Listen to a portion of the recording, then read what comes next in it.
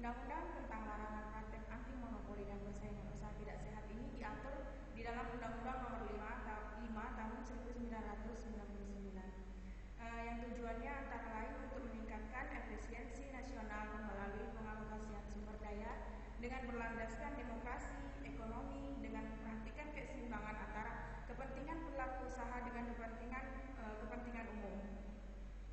Di samping itu juga tujuan yang lainnya yaitu dengan Pancasila dan Undang-Undang Dasar 1945. Undang-Undang Nomor 5 Tahun 1999 juga menegaskan bahwa ada kebijakan persaingan yang berorientasi pada jaminan kesempatan berusaha yang sama bagi pelaku usaha besar dan pelaku usaha menengah serta pelaku usaha kecil.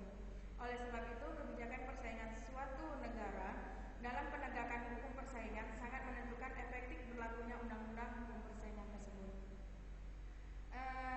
Hukum persaingan usaha juga mengenal adanya pengecualian untuk menegaskan bahwa suatu aturan hukum dinyatakan tidak berlaku bagi jenis perilaku usaha ataupun perilaku atau kegiatan tertentu.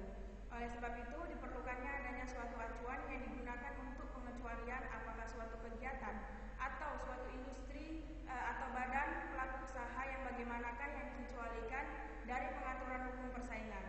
Pemberian pengecualian dalam hukum persaingan umumnya didasarkan pada beberapa kepentingan, antara lain yang pertama, adanya instruksi atau perintah dari Undang-Undang Dasar. Yang kedua, adanya instruksi ataupun perintah dari undang-undang ataupun peraturan perundang-undangan lainnya.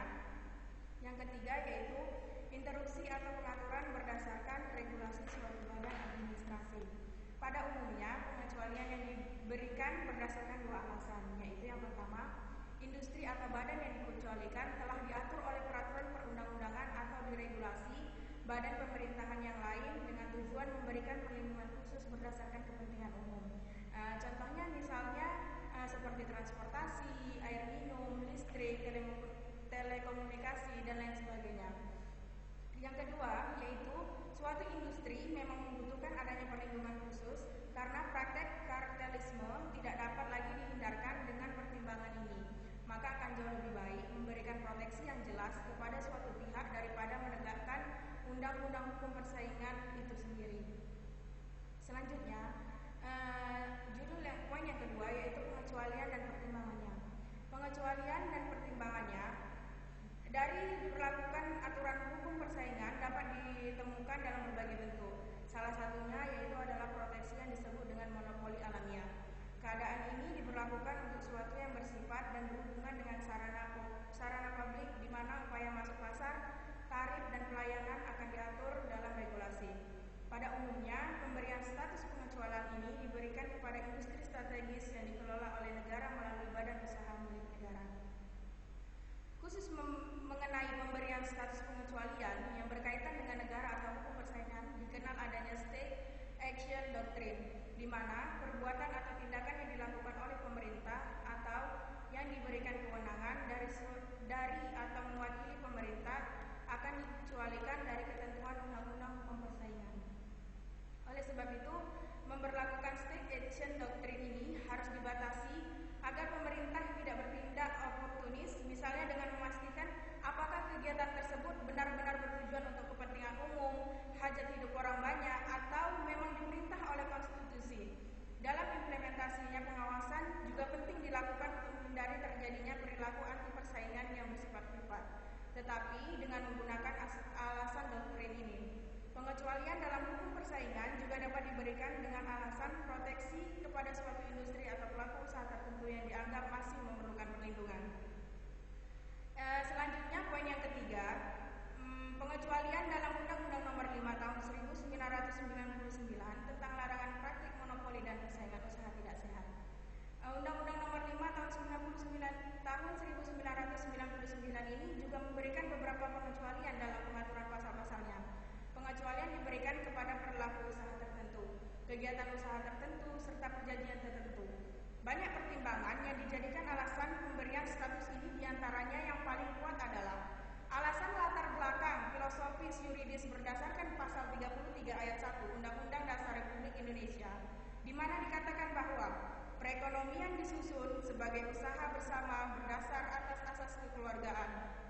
Dan dalam ayat 4 dinyatakan bahwa perekonomian nasional diselenggarakan berdasar atas demokrasi ekonomi dengan prinsip kebersamaan, efisiensi, berkeadilan, berkelanjutan, berwawasan lingkungan, kemandirian, serta dengan menjaga keseimbangan kemajuan dan kesatuan ekonomi nasional.